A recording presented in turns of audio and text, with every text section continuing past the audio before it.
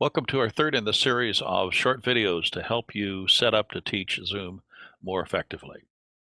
Well, first thing I think you see here is I have a set of headphones on with a microphone boom attached. The advantage of this is one, there's no problem with feedback from being able to turn up or not being able to turn up microphones and earphone volumes and getting feedback. Sound goes into here, sound goes into here. The two are not connected. And I think the background sound from it's a hot day outside and the air conditioner is running right now.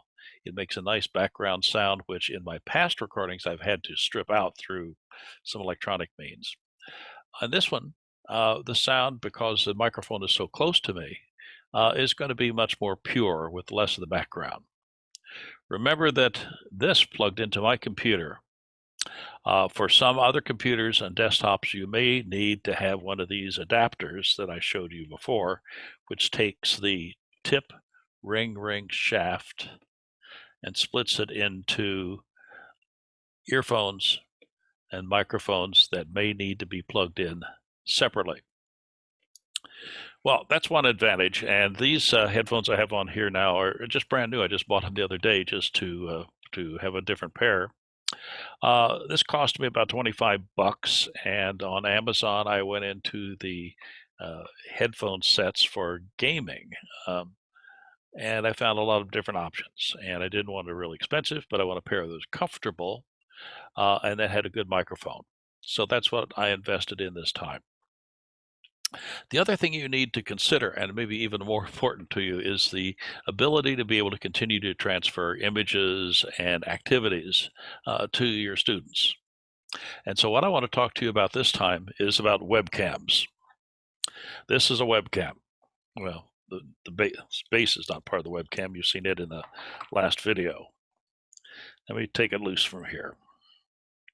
Webcams can be purchased from $25 to $150 or $200, depending on how much you want to spend. It consists of two things. There's a camera here, and there's microphones on either side to give you stereo output. There's almost always a little red light to show whether it's plugged in and functioning or not. They come in several different configurations, and the more you pay, they all have bases that sort of like this, so they'll clip over the top of your computer.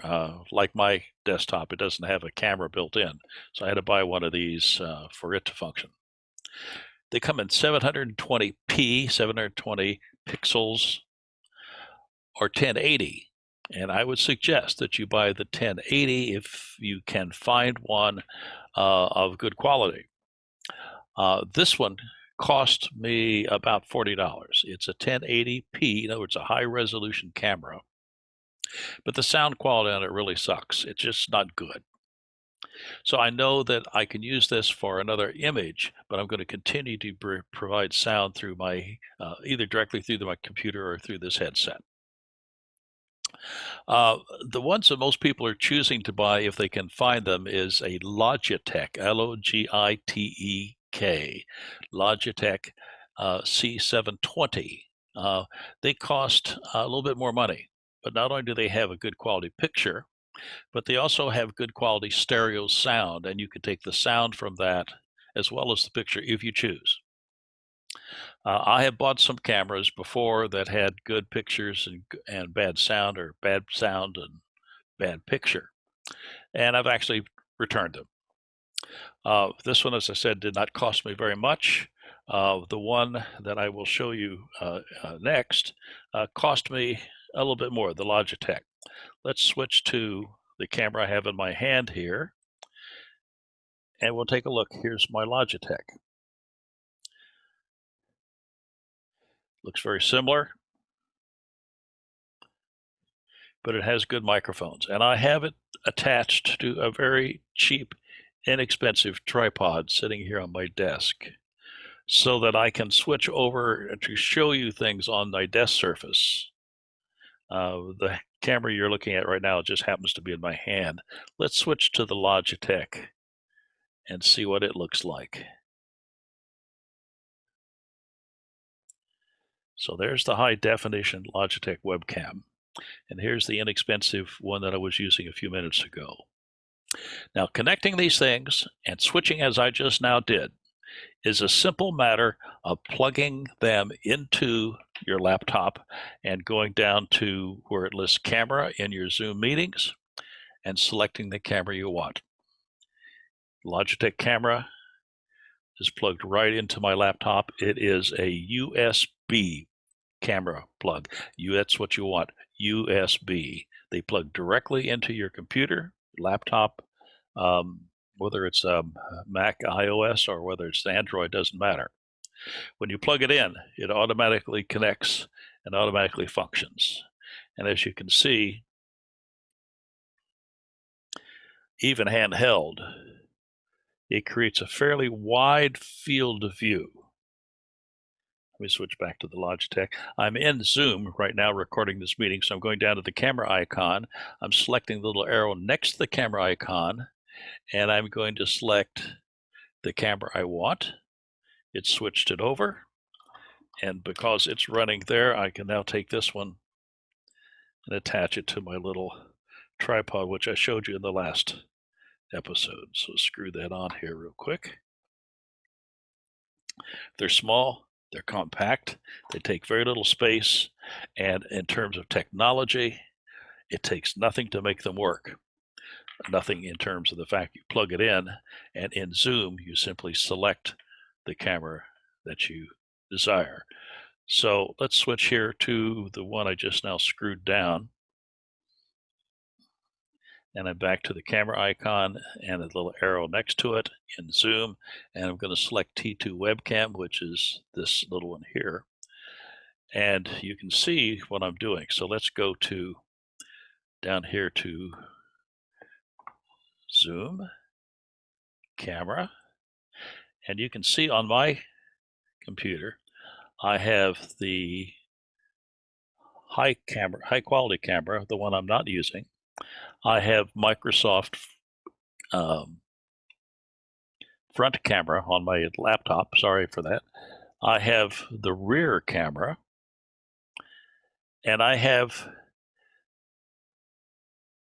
Epoch Cam, which is a software I'm not using right now. This is the webcam that's on. You can see the check mark showing that it's on.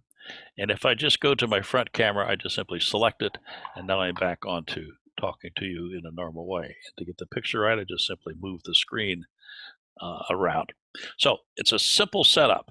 You buy a webcam for something between 40 and 120 bucks. Buy a 1080p webcam. Do not count on the 30, 40, 50, $60 range ones having quality sound, but the pictures will be wide angle, 120 to 150 degree wide angle, which means that you can include a lot in your shot without taking very careful aim. If you want one that's higher quality, then you can buy something like the Logitech. The difficulty is finding them because they are popular and sometimes difficult to find. You may also find them at many different prices. Somebody has one in stock, they may overcharge you for it, simply because they can. We're staying totally away from anything that's HDMI. That's something we want to avoid. It is a more expensive way of going and requires some additional interfacing, which we haven't discussed. So you want a webcam, and you want to be able simply to plug it into your laptop or your desktop and use Zoom, as I am now, to switch between one and the other. I'm using my mouse. I could use Control D and simply click through all the various different camera options I have, but I may not want to go from this view through a bunch of things that might not even be hooked up, but I may want to go directly to the high def camera, and all I had to do that was simply take my mouse and move down to the camera icon arrow and pick up the right camera and flip back. So it doesn't take much to do this. It's a simple change. It provides a tremendous amount of extra capabilities. One webcam, one computer camera. Webcam is a lot of variety of where you can set it and what you can do with it. Do you want two webcams? Can you do that? Absolutely. On my computer, I have two USB ports. One for my mouse, which I'm using to switch cameras, and a second one, which is where my webcam is plugged in. I'm going to switch over to my less expensive one here. And you can see I only have 2 ports. One right here, this is the dongle for my mouse, and this is the webcam. Well, what if I want to use 2 webcams, as I actually am doing right now? You can purchase one of these, and these also cost about 10 or 15 bucks. This plugs into the computer. It's a USB plug. On the other side is 1, 2, 3, 4 USB ports, and I can plug more devices in. So if I'm switching between cameras, that works just fine. Let's go down here and switch back to my main front camera, like that. With this, I can now plug in both webcams, my mouse, other devices, and switch between them very, very easily. And they said this is about a $10 accessory. They come in plastic, they come in metal, they come tractive, they come with little lights on them, all sorts of different options. But this gives me that capability of switching. Here's the caveat. You can't run more than one camera at a time. And as we're doing here, switching from one to the other and back, that works just fine. If I was going to try to do some advanced effect where I would be using more than one camera at a time, the USB ports generally do not have enough capacity to be able to carry 2 of the signals simultaneously. So in this setup, consider the purchase of a webcam between $40 and $100.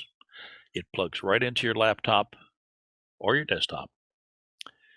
It requires nothing else other than in Zoom to be able to switch the video input. The other thing to consider adding to your setup, if you choose, is a headset like I have here. This gives me isolation from any room noise.